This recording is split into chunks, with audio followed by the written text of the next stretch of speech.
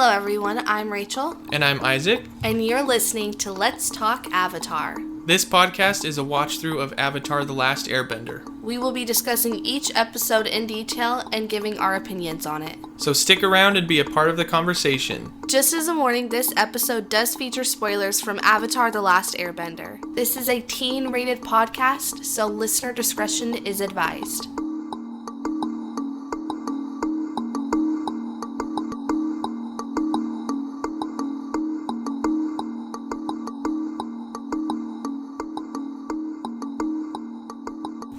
Welcome back, everyone, to the Let's Talk Avatar podcast. I am Isaac. And I'm Rachel. And today we will be discussing the beginning of Season 3 of The Last Airbender. Finally, Season 3. We made it. We did. It's been a journey, but we're here. Also, Rachel has some news about a giveaway that will be happening. So stay tuned for the end of the episode to get information on that. Yes, listen all the way through. I have some good information for you guys on how to enter the giveaway, what's included, and all that jazz. But you have to wait till the end of the episode. If that means skipping to the end of the episode, go ahead and do it. Or you can listen to us and maybe get a few laughs out of it. Yeah. Yeah. Yeah. So let's get into it. The beginning of Season 3, Episode 1 is titled The Awakening. I think that's kind of a cool title because it's basically Aang waking up from his, basically death. Yeah. Right? And just a disclaimer, I always say stuff like this, but I was telling Isaac, these next 4 episodes we're definitely getting into the areas of where it's more kind of, you're seeing more side stories than you are the main storyline. It's kind of some filler. I feel like it moves the plot along, but a lot of it is filler, which I can understand people being upset about if you've waited for this, like these episodes or Season 3 for so long, and I can understand people being upset because it's kind of like more slow. But as for me and Isaac, as people who've been watching it like episode after episode, it's kind of been nice for us. Honestly, it's been a nice break because it's not so much action and we're getting into some more like interesting storylines, I guess you could say. Yeah, and there's still plot going on, like with Iroh and Zuko, while the gang is doing their own thing. So it's not like it's just not as heavy as it has been. So it's kind of nice to get that break. But this episode starts off with Aang waking up on a Fire Nation ship, and he's not bald anymore. He has hair finally. Which I told Isaac, I was like, I wonder if he just like consistently shaves his head or what. I think he does. I think there was an episode in Season 1 where they were kind of in the water, and I think he was shaving his head. Yeah, I think so. Maybe there was. But Katara informs him that it's been 2 weeks and that they've taken over this Fire Nation ship, made it out of Ba Sing Se, they had just made it past Serpent's Pass again. So that's pretty good for 2 weeks, I feel like. But Aang is kind of like, what the heck is happening? Like, does everyone think I'm dead? I feel like I failed them, all these things. And the thing about Aang is, I talked to Rachel about this while we were watching it. He's kind of a runner. He runs away from his problems, which isn't good for an avatar. Yeah. But it makes sense. But it's a lot all at once to handle. And I feel like he needs, instead of like taking time alone, like going to a room and kind of contemplating on what's been going on, he runs. Yeah. He has to escape. But when he runs, he gets advice, I feel like good advice from previous avatars or like spirits or something.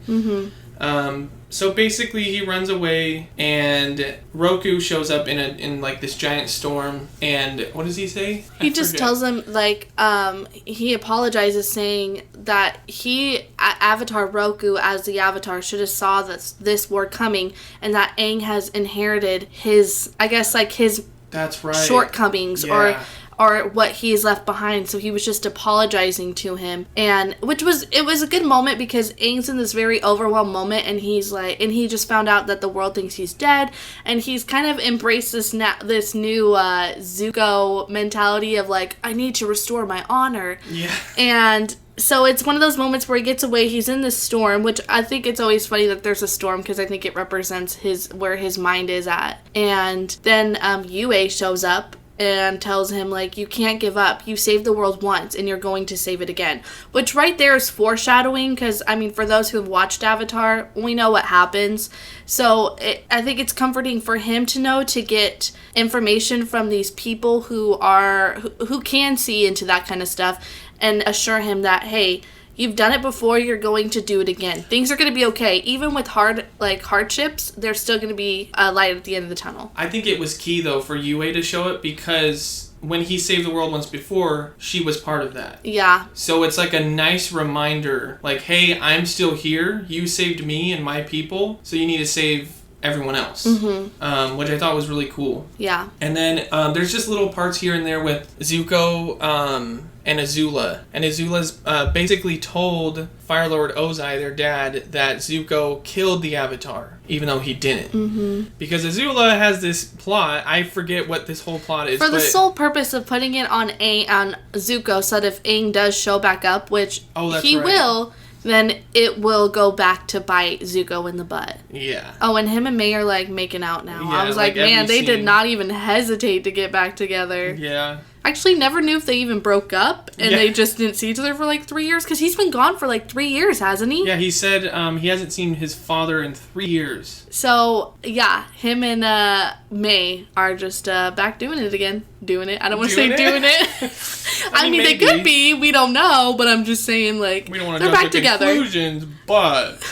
So that was that episode. Do you have anything else to say about that episode? Not really. I mean, we do get an insight into Iroh is he's imprisoned, and Zuko goes to see him, but he's not replying to Zuko because it's kind of like, what? At this point, I feel like Iroh is just... I think he knows what's going to happen because he's very in touch with the spirit realm, but I feel like it hurts him because he's been betrayed by his nephew, who literally he is taking care of since all of this has happened. Yeah. And he even has tears, and you just feel for him, because I told Isaac, I just want to slap them, because I'm like, wow, how could you betray Iroh? Like, he is the one person that has been there for you. But then again, it's Zuko, and he's so mentally unstable at this point that it's just like... He's so swayed. Yes. He's in many different directions. He's very confused. What I thought was really sad about Iroh is, even though he knows the outcome, it's still very sad for him to feel that judgment and betrayal from Zuko. He knows it's going to happen, but he just has to deal with it. Mm-hmm. And he knows there's a light at the end of the tunnel, but it's just like, what do you do in that moment? Yeah. This is someone that he has fostered for more than 3 years at this point, and was actually making him a better person. Mm-hmm. And for Zuko to just do a complete 180 but on him. Also, you know that Zuko still loves him and cares for him and still does want to take his advice. But I think for Iroh, he's doing what he needs to in the moment until Zuko is ready. And I think that hurts him, is having to be patient, because although he knows that that's what he needs to do, it's like you were saying, it still hurts him. Yeah. So on to episode 2 of season 3. It is titled The Headband. Yes. Woo! I actually liked this episode. Like, it was more filler out of any of the episodes, but I liked it. I mean, you do kind of see Katara and Aang's relationship kind of develop a little bit more in this episode too, because there's some jealousy that goes on and all of that. This one is, I mean, there's not really much to say about this episode. Aang ends, because they're disguised in Fire Nation outfits, and that's their plan, is to kind of like be undercover in the Fire Nation.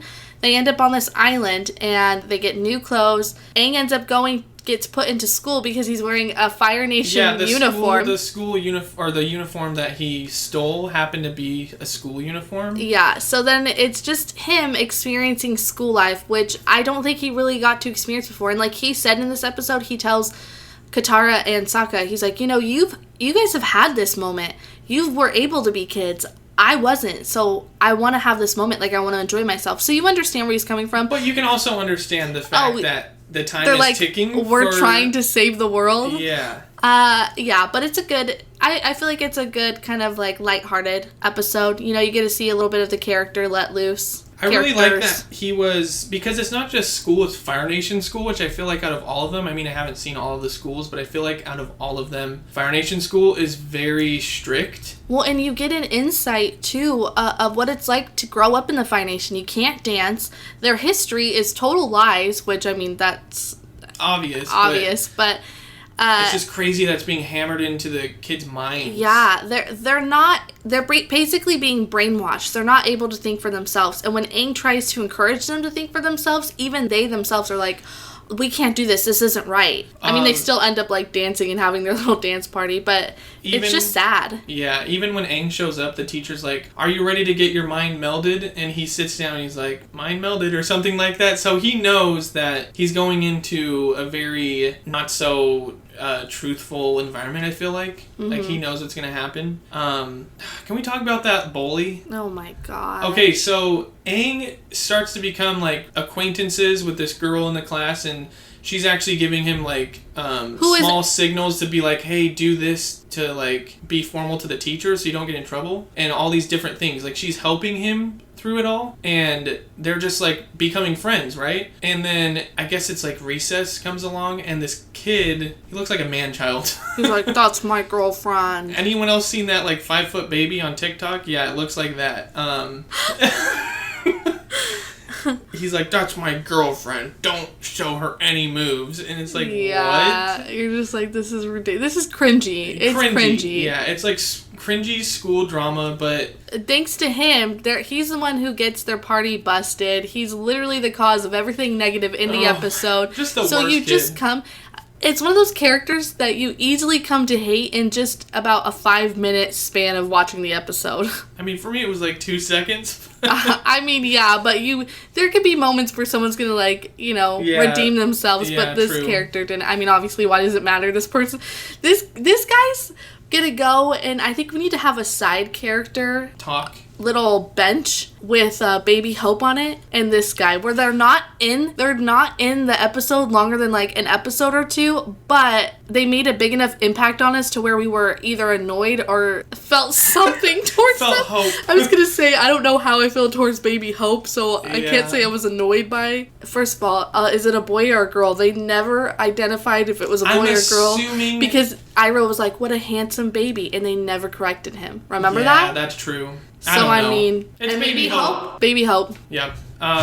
I really like that Aang was able to show these kids that there is different creative outlets for them. It's not just sitting in school, sitting in class, and being bored, being taught lies. Like, you can find different ways to be creative and have fun and not be so bored. Yeah. But of course, that kid shows up and is like, it's them, they're having a party. But I think those kids at the end of the day are going to remember that. Yeah, it's like Aang said, this is going to be the generation that grows up to live and be a part of the Fire Nation. So we need to help them now so that in the future they can help others and release a more positive vibe into the Avatar universe. And that's exactly what the Avatar should be doing. Like, that's very Avatar-like of Aang. Yeah, definitely. So that was that episode. Also, Aang changed his name to Kuzan. Oh, and then Katara and Sokka. Oh, yeah. Katara's Sapphire Fire? Yeah, they pretended to be Aang's parents.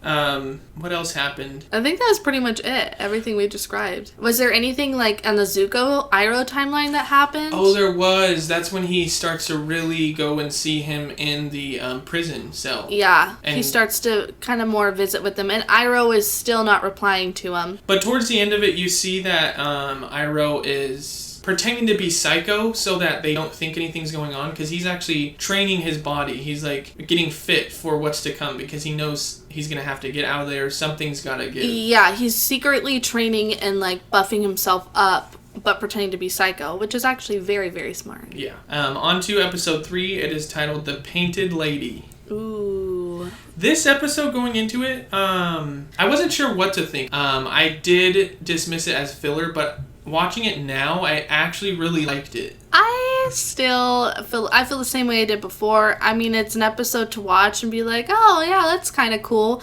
But it didn't, like, really pull on my heartstrings or do anything for me that made the plotline progress. Yeah. It's basically they go to this Fire Nation village, and it's actually in the middle of the water, in like this docking bay area, and it's polluted majorly by a factory. So these people are basically going to die from pollution and diseases and stuff like that. So Katara notices that, and she just wants to help them. So she's like, we should stay here like at least one more day and see what we can do. So they do that. Turns out Katara faked Appa being sick by feeding him berries to make it look like his tongue is purple, so she could be the painted lady at night, which is like this spirit that the town worships, so that she could give them fresh food and supplies. Mm-hmm. Which is nice of her. I understand where she's coming from, but at the same time, it's like Sokka said it himself. Once she's gone, what are they gonna have? You know, because they've already waited around this long and done nothing, and then someone shows up, and yeah, they have a few days of prosperity and happiness, but then when she leaves, what's gonna happen? And I think she started to realize that as well. The theme of this episode is basically you can't wait around for someone to save you. Yeah. You have to be your own savior in a lot of cases. And I think I said this multiple times. This episode seemed to last forever. Yeah. It was by far the longest episode of any of the seasons, any episodes. And it was weird. It's not like I sat there and was like, can this be done already? Yeah, it was just... But you're watching it and you're like, man, this feels like it's lasted at least like 45 minutes. I think because it literally took place in one area, mm-hmm. and there was multiple different scene changes. They were there for 4 days at least. Yeah. So I think that's why it felt kind of like a lot, but... One moment I really did like was between Katara and Sokka, because you have Katara's very motherly spirit who just wants to help people, and you have Sokka who wants to help people but is also more logical and strategic. And so Sokka and Katara are in an argument about helping these people because now they're being attacked by the Fire Nation that has been in this factory that's been polluting their water. And they've come down, and Katara's like, I need to save them one last time. And Sokka's getting upset at her, and she turns to him and she tells him, I will never turn my back on people that need help. And to me, I looked at Isaac too, and I said, that's why I love Katara's character, because that is her motto throughout her entire life. She's never going to turn her back. And she starts to walk away, and Sokka tells her to wait and says, I'm going to go with you because you need me, and I'm never going to turn my back on you. And it was one of those really... And even Aang's in the back crying, and he's like, he has a heart, you know? And then Toph, instantly punches him. Yeah, it was one of those really sweet brother-sister moments, but it really, I feel like, displayed their personalities really, really well in just a short amount of dialogue. Yeah, but that's kind of it for the Painted Lady. I understand where Katara was coming from, and it was actually nice that she was able to give this entire community a change on, I guess, living, not just physically but mentally, and understand that they have to be their own saviors, and in the long run they should be trying to save the world, like Sokka was talking about, and actually have a set schedule of what they're going to do to get that done. But I guess it was nice that she was able to help a community of people. Mm-hmm. Because they were really literally on their deathbed. But that was that episode. We're going to go on to episode 4. It is titled Sokka's Master. This one, we really don't have much to say about these episodes in general. Like we're saying, they're kind of more filler side stories. So we don't really have much to say about them. So I apologize if this episode, especially compared to the last few, is kind of lackluster. But this one's pretty much... Sokka realizes that he's kind of the weakest link in the Avatar group, mainly because he doesn't bend. Well, weak in his eyes. In his eyes. But we all know that's not true, because they all depend on him for, and you realize this throughout the episode, they depend on him for so much more than what he realizes. Yeah. And so he ends up finding this sword master, Fire Nation sword master, that he goes to and becomes his trainee, I guess you could say, and ends up learning the ins and outs of sword fighting. First, there's this meteorite that hits near them, and they have to fix it, whatever. This might be far-fetched theory, but I feel like Yue had something to do with that. Really? I don't know. I just have this feeling that Yue had something to do with it. I mean... To kind of steer Sokka in the right direction because she loves him. Yeah. That's too much, but sorry, go on. I was just saying he goes to train, and me and Isaac aren't sure how long he's training for, because the group seems to be gone without Sokka for a long time. Yeah. But he ends up training, doing well, and as a reward, when he graduates, he gets a sword, and he ends up going back to that meteor that hits in the beginning of the episode and creating his sword from the meteor, which is actually, it looks really, really cool. It's like black slated. It's so cool.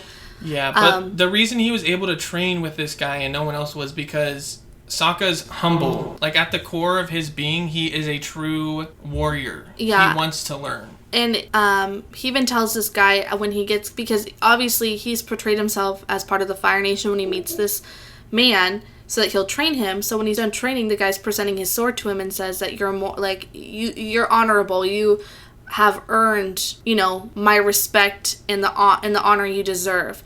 And he has to tell him he can't accept it because he's actually from the Water Tribe.